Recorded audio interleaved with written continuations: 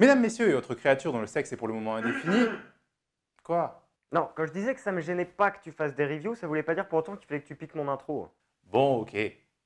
Bonjour à tous et bienvenue pour cette review que je consacre aujourd'hui à la série The Crown de Peter Morgan, sortie en novembre dernier sur Netflix. La série va porter sur les premières années du règne de la reine Elisabeth II et va s'intéresser au poids de cette couronne qui donne son titre à la série. La reine Elisabeth, tout le monde connaît, surtout lorsqu'on sait qu'elle règne depuis près de 60 ans sans partage sur le Royaume-Uni et qu'elle a récemment dépassé le record de la reine Victoria, faisant d'elle la monarque ayant régné le plus longtemps sur le Royaume-Uni.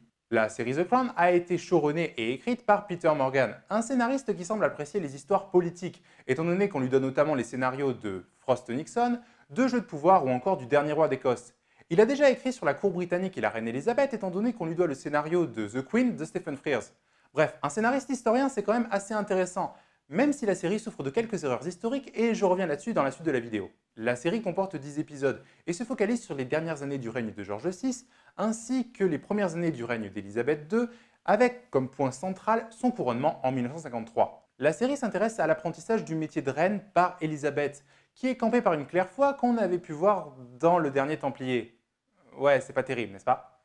Bref, le personnage est aussi aidé et conseillé par Winston Churchill, qui ne sera pas en reste pour lui mettre quelques bâtons dans les roues qu'elle va essayer tant bien que mal de surmonter. La série s'attache également à montrer le poids de la couronne, s'intéressant à des personnages restés dans l'ombre de la reine pendant toutes ces années, à savoir Édouard VIII, oncle d'Élisabeth ayant abdiqué, Philippe son époux, ou encore la sœur de celle-ci, Margaret. Et même Élisabeth elle-même, qui est partagée entre sa partie humaine et sensible et sa partie sacrée et divine de reine. Des personnages qui vont être pris dans la tourmente du couronnement, avec par exemple Philippe qui reste dans l'ombre de sa femme et qui est privé de son nom, de ses titres et même d'un quelconque rôle dans la famille royale. Qui plus est, le personnage de Philippe est campé par un excellent Matt Smith qui fait plaisir à voir après Doctor Who, et on espère que l'acteur arrivera à rebondir après cette série. Margaret, quant à elle, est un personnage qui a fait à plusieurs reprises les choux gras de la presse britannique. En effet, on la retrouve dans la série au bras de Peter Townsend, un ami de son père, qui a déjà été divorcé une fois, ce qui pose problème vis-à-vis de la religion anglicane. De plus, le personnage n'apprécie pas de rester dans l'ombre de sa sœur et a été plusieurs fois repoussé malgré une certaine aisance vis-à-vis des médias. Enfin, le personnage d'Edward VIII, joué par Alex Jennings, un acteur de théâtre britannique, qui a également interprété le personnage de Charles dans The Queen. Edward VIII est présenté comme un roi déchu qui n'a pas pu conserver son titre du fait de son amour pour Wallis Simpson, une américaine plusieurs fois divorcée, ce qui dans la cour britannique n'est pas forcément bien vu. Le roi étant le chef de l'église anglicane, cela ne manquerait pas de créer quelques scandales.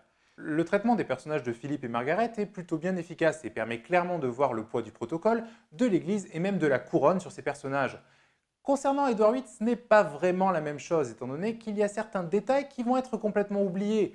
Alors oui, l'histoire d'amour impossible avec Wallis Simpson est bien réelle, mais il ne faut pas omettre quelques éléments sur lesquels la série passe complètement outre. En janvier 1936, George V, roi d'Angleterre, vient de s'éteindre et son fils Édouard doit lui succéder sur le trône d'Angleterre. Il se choisit comme nom de règne Édouard VIII. Cependant, il est amoureux d'une femme par qui le scandale viendra. En effet, celle-ci est une photographe américaine qui a déjà été mariée et divorcée par 2 fois, ce que l'église anglicane ne peut tolérer. Dès 1933, les services secrets britanniques et américains vont s'intéresser au cas de Wallis Simpson, qui intrigue notamment par sa fréquentation des salons chinois, qui sont réputés pour être des nids à espions, et on révèle alors son implication et son rapprochement avec le régime nazi qui se met progressivement en place à partir de l'année 1933.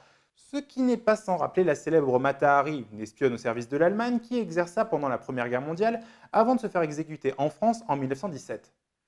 De plus, à la même époque, se développe en Angleterre un sentiment germanophile et hitlérophile dans l'aristocratie britannique, dans laquelle s'inscrit le couple. Certes, le remariage de Wallis Simpson pose quelques problèmes vis-à-vis du protocole.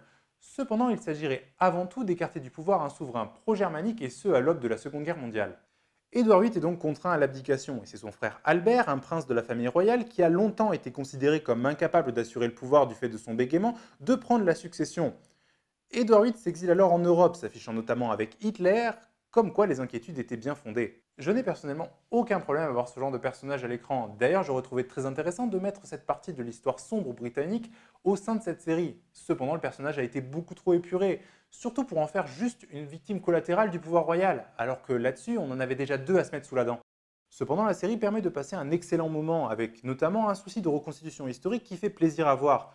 Chaque épisode présente une petite histoire en elle-même, soit une crise dans la famille royale, une crise politique ou simplement un événement historique marquant du début du règne de la reine Elisabeth II. On remarquera cependant que certains épisodes semblent quelque peu déconnectés, le lien entre l'épisode précédent et suivant n'étant assuré que par la continuité chronologique, et ça se ressent notamment vers le milieu de la saison. Bref, une série qui ravira ceux qui s'intéressent un tant soit peu à la famille royale britannique, ou tout simplement à l'histoire britannique récente. Ce sera tout pour aujourd'hui, et on se retrouve donc très bientôt pour de nouvelles aventures. Ciao!